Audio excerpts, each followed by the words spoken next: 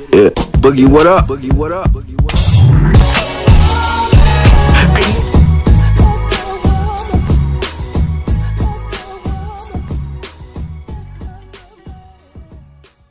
You smell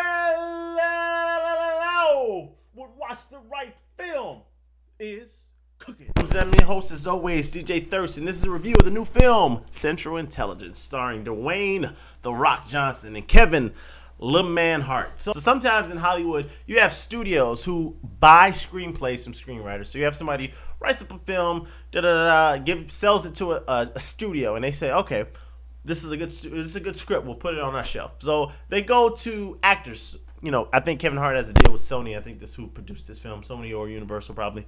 So they push a whole bunch of scripts in front of Kevin Hart, and they say, which one do you want to do? Kevin Hart looks at the scripts and says, this looks like it makes sense.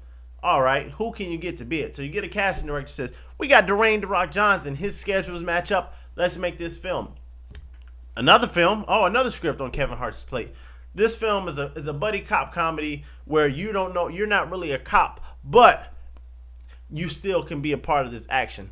Does it sound like Ride Along 2 or Ride Along 1, or does it sound like Central Intelligence? Sounds like all three to me. But that's just me. So Kevin Hart plays in this film with The Rock Johnson.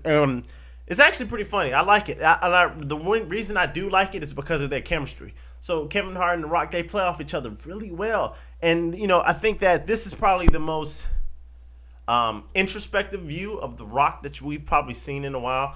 He's done so much action that it's been hard pressed to find him be really comedic and really sort of, dialed back to a certain extent. I mean, don't get me wrong, he has his action moments, but for the most part, it's very comical and very sort of humorous. And I really enjoyed seeing that. There's a scene where the Rock is actually like in a bed, and it's like, I don't think I've seen that in a movie probably ever, because you're just so used to him just being this big action hero, and to see him go into sort of the comedic realm and succeed at it. There's examples of action stars who can't really delve into the comedic world as well.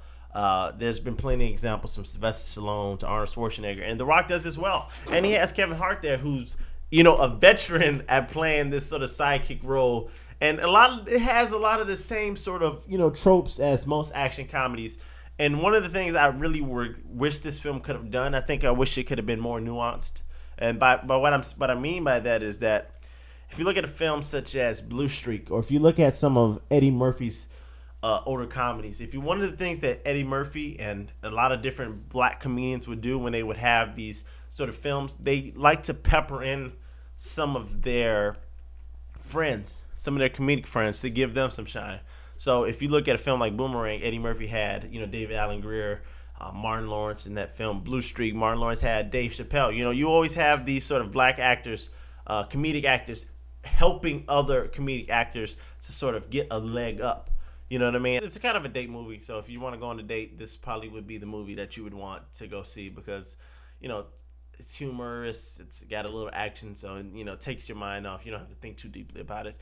And as always, I'm DJ Thurston. This is Watch the Right Film, the show we discuss, debate, and review black film.